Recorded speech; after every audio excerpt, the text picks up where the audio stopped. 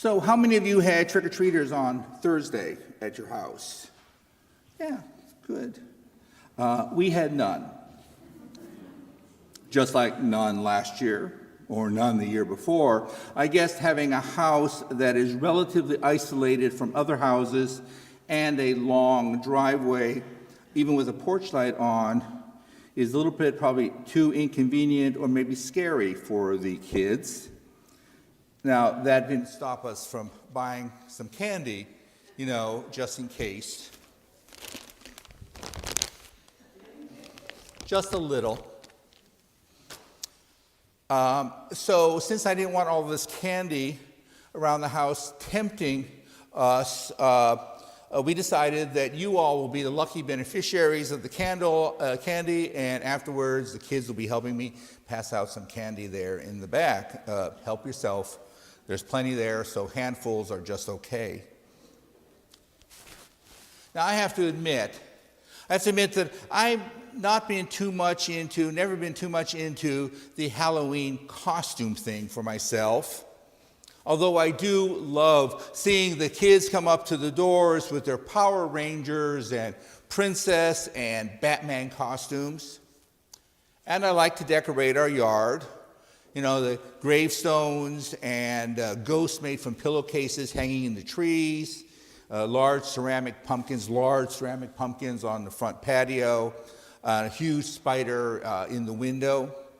And if my partner had his way, I would have all sorts of ghost sounds and things like that, not gone that far.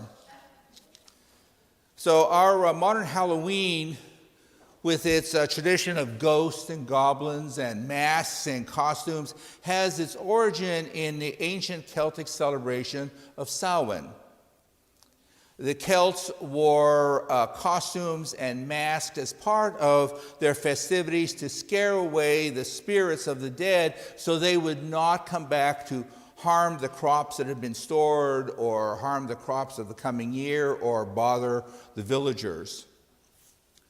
In 609 of the Common Era, Pope Boniface IV established the Catholic Feast of All Martyrs' Day in honor of all the people that had been killed during the various persecutions by the Roman emperors. About a century later, Pope Gregory III expanded the observance to include all saints as well as the martyrs, and moved the celebration day from May 13th to November 1st. By the 9th century, Christianity had spread into the Celtic lands, and around 1000 AD, the church established All Souls' Day on November 2nd. It was to be a day to honor the dead, actually as an effort to co-opt the pagan Celtic Samhain celebration and make it a church-sanctioned holiday. Interestingly, All Souls' Day was celebrated similar to Samhain, with big bonfires, parades, and people dressing up in costumes, this time including saints and angels as well as devils. Theologically, All Saints' Day honor the most holy people who are believed to be in heaven, and All Souls' Day commemorates the dead who, while not so bad as to be condemned to Hades, are not in heaven, but in purgatory, having their souls purified before going to heaven. So these two observances and the distinction between them really illustrates Christianity's view of death. In Christianity, death is a permanent separation and is often filled with images of horror, punishment, and fire. Also, think of the carvings and especially the Middle Ages pictures of the souls tormented in purgatory or tormented in hell. And it was also believed that it is believed that the final resting place of the soul is either in the glorious heaven or a terrifying hell. And once a person passes from the realm of the living, at least as we generally understand the concept of living, the person is gone. There is no real contact between the realms of the living and the dead. Now, other cultures are not so absolute in their understanding of connection between the living and the dead that there is absolute separation. As I said a little bit earlier, and as we know, the Mexicans and people of Mexican heritage celebrate the Dia de los Muertos at this time of the year. It celebrates the idea, the concept that the dead awaken and return to be with the living during this time when the veil between the two realms, the realm of the dead and the realm of the living, are the thinnest. The Japanese celebrate Obon, a festival in which the living invite the dead back into their homes and their lives. The Buddhists and the Jains believe that death leads to rebirth, so that the spirit of the deceased remains close by until it is reconnected to a body and comes back into life. Native Americans and many other indigenous cultures believe that the spirit of the dead person returns to the great living spirit of the universe, and therefore is all around us. Now, I'm an agnostic about the belief that our life energy literally goes into all the living and non-living elements of the universe when we die. But I do know that the dead are not gone when they are remembered when we live our lives, which is the idea in the poem by the Senegalese author and poet Birago Diop that we heard in the song Breath a few moments ago. The dead are not gone forever. They are in the paling shadows and the darkening shadows. The dead are not beneath the ground. They are in the rustling trees, in the murmuring wood, in the flowing water and the still water, in the lonely place, in the crowded places. In the wind, hear the sobbing of the trees and the breathing of our forefathers. They are not gone, not beneath the ground, not dead. They are in the woman's breast, the child's crying, a glowing ember. The dead are not beneath the earth. They are in the flickering of the fire and the weeping plant and the growing rocks and the wooded place and the home. The dead are not dead. Remembering a person and their involvement in our lives, remembering their lives, remembering the things that they did and the places that they went, keeps them from being gone forever. Remembering the deceased gives them a continued essence, a continued existence, of course not in physical form, but it does give them an essence in our lives. For thousands of years, humans have set aside times to commemorate the dead just for this purpose, to have the vicarious joy of having the essence of a loved one around them. But what of this? While it's nice to remember our parents and grandparents and spouses and aunts and uncles, all those who have died, we can ask, is there something more to this than just feeling good? I think there is. When we remember our loved ones, we remember their strengths and their attributes, the care and compassion they showed toward us and others, their sense of humor, their courage, perhaps even when they did not feel so courageous, but had to put on a good face for us, their patience towards us, especially in our teen years, their creative talents, the sacrifices they made for us.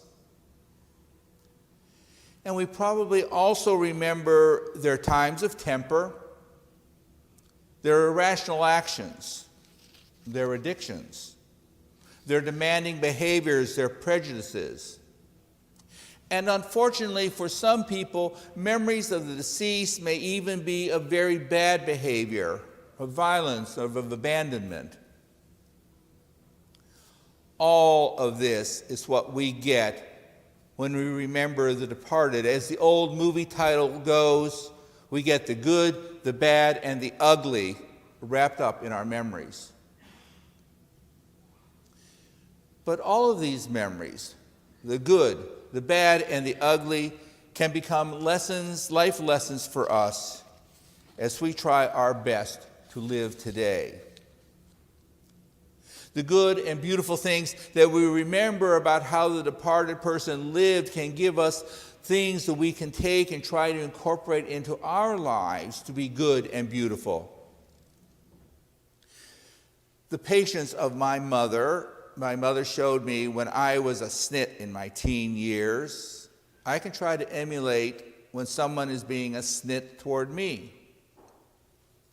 The courage that my father showed when he took the family on a long road trip, never having done that before, I can try to emulate when I start out to try to do something that I have never done before. And the bad or even ugly things we recall can also be lessons for us. We can remember how we did not like what we were seeing or experiencing, and we can pledge to work to correct those things in our lives. The prejudice I saw in my grandfather toward people of color, I want to work to purge from my life. The irrational anger I saw in an aunt toward another relative over perceived slight, I want to avoid. When I realize that I may be doing the same thing, I can see in my mind's eye how silly it looked to me when she did that, and I can promise to work to not be so petty in my life. And this is the point. This is the point of all of this. As a colleague of mine once referred to using these memories of our ancestors as lessons for our lives as remembering well.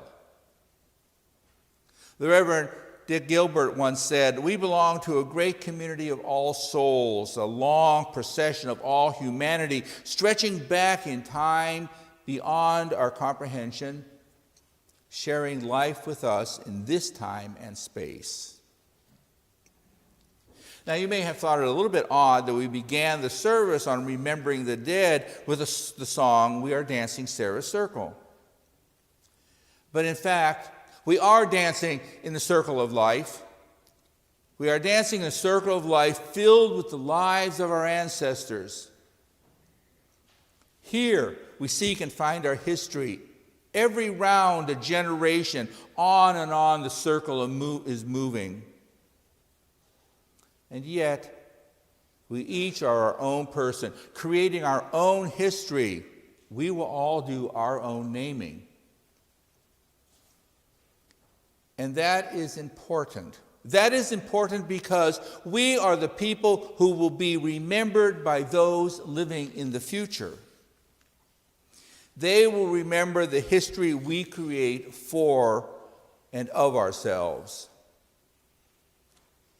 It is therefore imperative, I believe, that we, in our short time of life on this earth, work to live strong lives, work to live gentle lives, work to live lives of care and compassion, work to live lives not muddied by pettiness, work to live a life that will somehow smooth the way for those who will come after us, and I mean more than just giving them some money in our will. In other words, work to live lives that people in the future will remember well.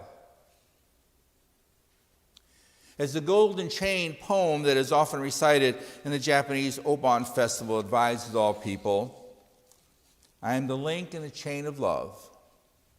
I must keep my link right and strong. I must be kind to every living thing.